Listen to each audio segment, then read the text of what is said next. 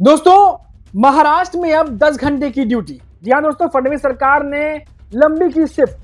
फडणवीस सरकार की कैबिनेट ने इन बदलावों को मंजूरी दे दी है। पूरी खबर क्या है आपको डिटेल से बताता हूं। महाराष्ट्र मंत्रिमंडल ने श्रम कानून में राज्य सरकार ने बड़ा बदलाव करते हुए कंपनियों में कामकाज का जो समय है 9 घंटे से बढ़ाकर 12 घंटे और दुकानों में 9 घंटे से बढ़ाकर 10 घंटे करने की मंजूरी दी है।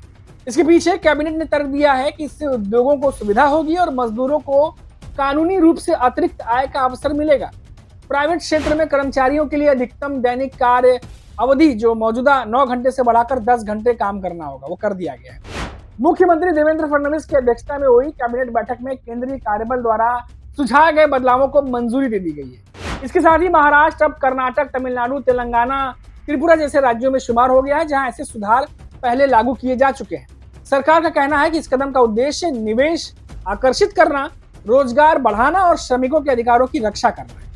अब दोस्तों, ये बातें सुनने में बहुत अच्छी लगती है, लेकिन जो एम्प्लॉइज हैं, जो काम करने वाले हैं, उनके पॉइंट ऑफ व्यू से भी सोचना चाहिए। जो लगातार ये बात कहते रहते हैं कि वर्क कल्चर टॉक्सिक होता जा रहा है, वर्क इन्वायरमेंट टॉक्सिक होता जा रहा है, किस कदर काम का प्रेशर लोगों पर बढ़ता जा रहा है, बोझ बढ़ता जा रहा है और यहाँ शिफ्ट पर शिफ्ट लगातार बढ़ाई जा रही है। आपको याद होगा, पिछले 3-3.5 महीने पहले कुछ बड़े उद्योगपतियों ने भी 70-75 घंटे काम करने की बात कही थी और किस तरीके से सोशल मीडिया पर उन्हें झेलना पड़ा था लोगों का गुस्सा।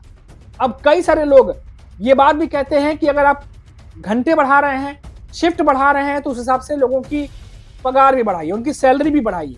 क्योंकि जब वो उस तरीके से लगातार काम कर रहे हैं, आप उनसे काम ले रहे हैं, घंटे बढ़ाए चले जा रहे हैं, तो जो उनकी ज़रूरत की चीज़ें हैं, जिसका उनका जो मोटिवेशन है सैलरी, वो भी उनको सही तरीके से, सही पर्याप्त मात्रा में मिले।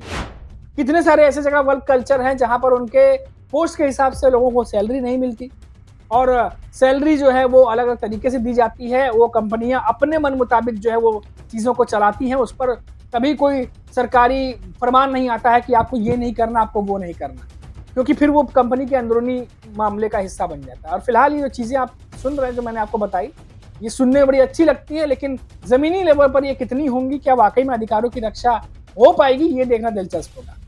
अब आधिकारिक बयान में बताया गया है कि ये संशोधन फैक्ट्री अधिनियम 1948 और महाराष्ट्र का दुकान एवं स्थापना जो रोजगार और सेवा शर्तों का नियम है, अधिनियम जो है 17 में किए जाएंगे। संशोधनों के बाद उद्योगों को अधिक मांग या श्रमिक की कमी के दौरान बिना व्यवधान काम करने की अनुमति होगी। वहीं यह सुनिश्चित किया जाएगा कि श्रमिकों को ओवरटाइम का उचित मुआवजा मिले। इसके तहत उद्योगों में दैनिक कार्य घंटों की सीमा 9 से बढ़ाकर 12 घंटे की जाएगी। वहीं विश्राम का समय 5 घंटे की जगह 6 घंटे बाद मिलेगा। राज्य सरकार के मंत्री आकाश पुंडकर ने कुछ दिन पहले इस बारे में संकेत दिए थे। उन्होंने कहा था कि काम के घंटे बढ़ाए जाएंगे। अब इस पर क्या चीज़ें पॉजिटिव बैठेंगी, क्या नेगेटिव बैठेंगी, अब तो जारी करने के बाद ही मालूम चलेगा। आपको बता दें कि फैक्ट्रियों में अब रोजाना 12 घंटे काम करने की अनुमति है। दुकानों, स्थापनाओं में 10 घंटे की ड्यूटी तय। ओवर टाइम की सीमा 115 से बढ़ाकर 144 घंटे। मजदूरों को ओवर टाइम पर दोगुना वेतन। उद्योगों के लिए कामकाज आसान और निवेश की उम्मीद। ये तमाम चीज़ें जो है वो बताई जा रही है। दोस्तों देखिए, ओवर टाइम पहले भी होते थे, ऐसा नहीं है कि ओवर टाइम पहले नहीं होते थे, लेकिन ओवर टाइम जो करता है उसको क्या ओवर टाइम के हिसाब से, रूल बुक के हिसाब से क्या उसको ओवर पे किया जाता है? बहुत जगह ऐसी है, हम लोगों से सुनते हैं कि ओवर टाइम कर रहे हैं, पर ओवर टाइम करने के बाद भी उनको उस तरीके से पेमेंट नहीं मिलती है। तो सिर्फ उद्योगों को बढ़ाना, निवेश के लिए बढ़ाना, लोगों को ज़्यादा काम करवाना ताकि ज़्यादा प्रोडक्शन वैल्यू बढ़े, उसके साथ साथ जो लोग ज़्यादा काम कर रहे हैं उन पर भी ध्यान देना चाहिए। हालांकि सरकार कह तो रही है, पर होगा कि नहीं होगा ये तो आने वाला वक्त बताएगा। क्योंकि आमतौर पर जो एक परसेप्शन बना होता है लोगों के अंदर, जो एक तरीके से पूर्वाग्रह जिसे हम हिंदी में कहते हैं, कि उससे भी प्रभावित होते हैं लोग। उम्मीद ही छोड़ चुके होते हैं कि कुछ ऐसी चीज़ें सरकार नियम बनाएगी जो दृढ़ता से लागू हो और वो कानून जो जमीन लेवल पर उसकी जो है असर वो दिखाई दे। हम जब लोग कहते हैं, हम जब लोगों से बातचीत भी करते हैं, नियम बनते हैं, लेकिन ऊपर से नियम बनते बनते जब तक नीचे पहुंचते तब तक उसका दम जो है वो फूल चुका रहता है। कई बार ऐसा देखा जाता है।